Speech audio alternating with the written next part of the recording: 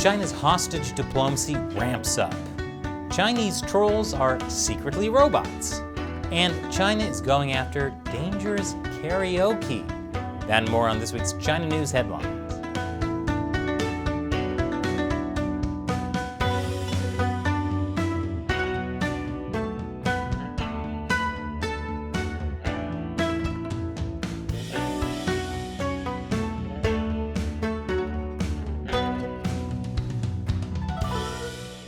Welcome to China Uncensored. I'm Chris Chappell. This episode is sponsored by Surfshark. Whenever you go online, if you want to protect your identity, you should be using a VPN, like Surfshark. This week's China News Headlines. For more than 2 years, Canadian citizens Michael Kovrig and Michael Spavor have been held captive in China. What were they guilty of? Being Canadian. No, it was actually for being Canadian. The Chinese Communist Party had them arrested in retaliation for the Canadian government arresting Huawei's CFO Meng Wanzhou. She was accused of actual crimes, fraud relating to violating U.S. sanctions on Iran, and she was arrested in Canada in 2018 at the request of the U.S. But China detained the two Canadian Michaels to pressure the Canadian government into releasing Meng instead of extraditing her to the U.S. Because in China, the courts are controlled by the state. In a country with rule of law, the courts are not. So you can see why the Chinese regime is a little confused. So detaining the two Michaels hasn't worked so far, which means it's time for the Communist Party to up the ante. This week, Michael Spavor was sentenced to 11 years in prison on spying charges. No update on Michael Kovrig as of yet.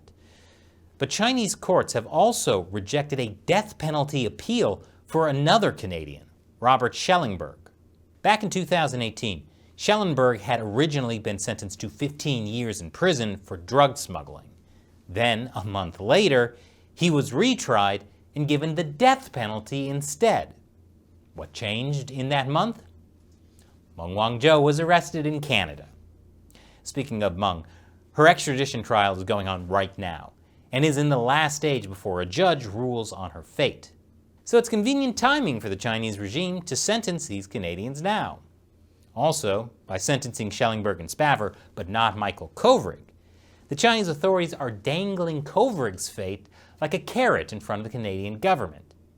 And the Chinese court even indicated that Spavor could be released early, too. Mr. Spavor may not have to serve out his full sentence.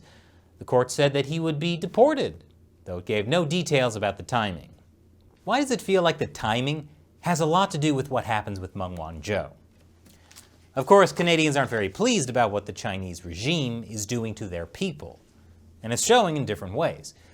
According to a new poll, the majority of Canadians support some kind of boycott of the Beijing Olympics next year.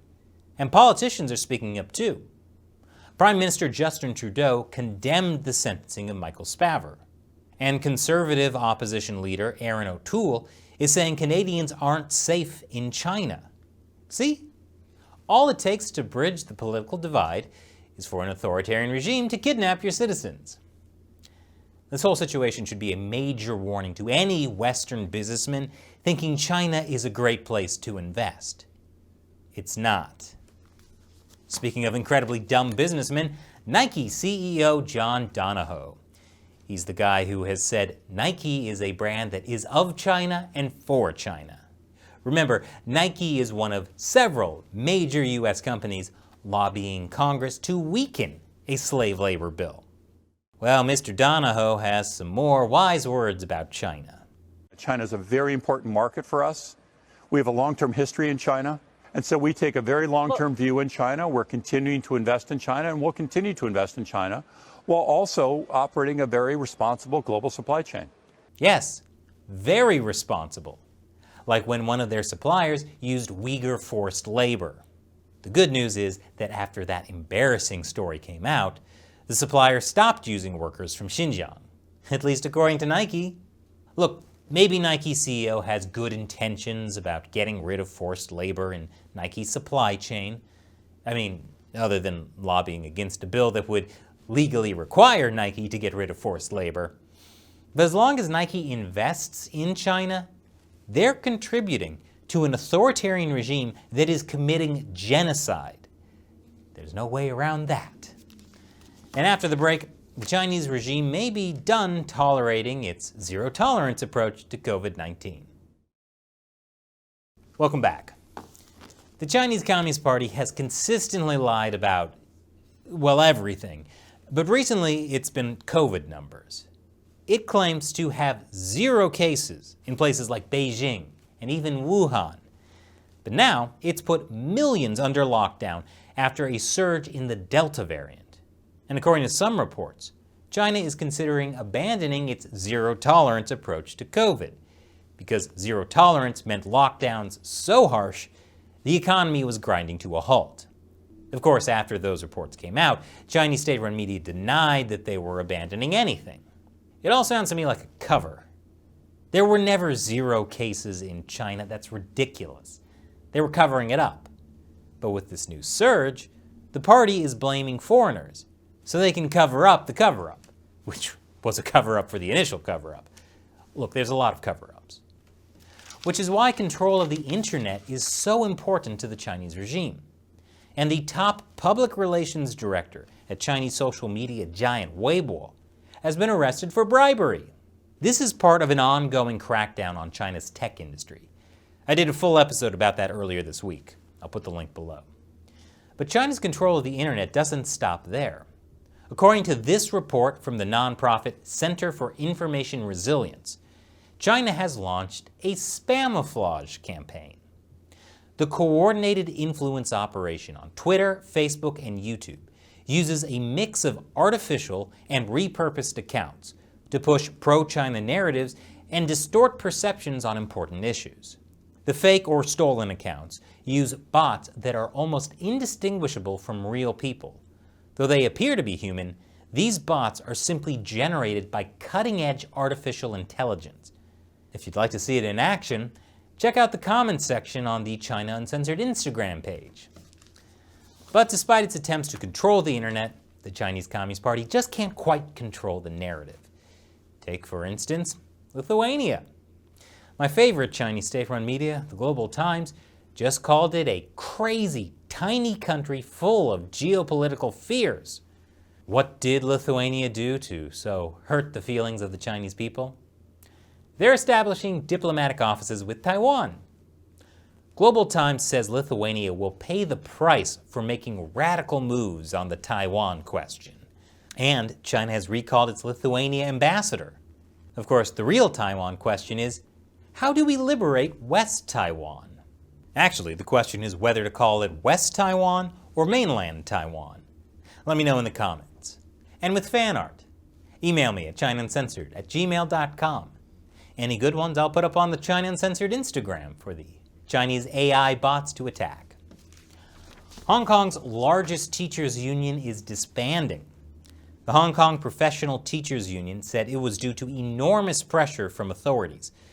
According to Amnesty International, this 48-year-old institution, which represents more than 90% of Hong Kong's teachers, apparently had no choice but to cease operations after education authorities severed ties with it last month amid threats of national security investigations and a coordinated smear campaign in Chinese state media. What? Just because your city has fallen to an authoritarian regime that rewrites history to serve its own narrative, you think that makes teaching difficult? More after the break. Welcome back. China is known for hacking everybody, and that includes Israel. The Chinese hackers disguised themselves as Iran, apparently. They targeted both government agencies and companies, likely to steal intellectual property. But as I said, China hacks everybody, including Russia. That's according to this new report from the Group IB, a security consulting group in Russia. According to the report, hackers mostly target state agencies, industrial facilities, military contractors, and research institutes. The main objective is espionage. Attackers gain access to confidential data and attempt to hide their presence for as long as possible. This is interesting because the West has been very concerned about the relationship between Russia and China. I mean, Xi Jinping even gave Putin a Best Friends medal. I guess that's how Putin is able to overlook the hacking and still hold joint military drills in northwest China this week.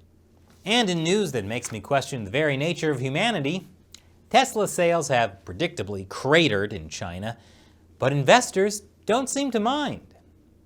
Yes, even as the Chinese Communist Party actively, loudly screws Tesla, some people just can't get over the idea that China is still a great investment. Maybe they can even sell China the rope China will use to hang them. And finally, China's massive state apparatus is going after karaoke. Bet you didn't see that one coming. Yes, China is blacklisting illegal content in karaoke parlors. Don't worry, Chinese officials. This is not about your illegal behavior in karaoke parlors. No, the Chinese regime is blacklisting karaoke songs. It's part of a campaign to curb harmful content in entertainment venues. Harmful songs? How about the harmful singers? China's Ministry of Culture and Tourism said this decision came after certain songs, which have already been banned in the country's karaoke bars due to their harmful content since 2006, are still constantly found in playlists in many venues.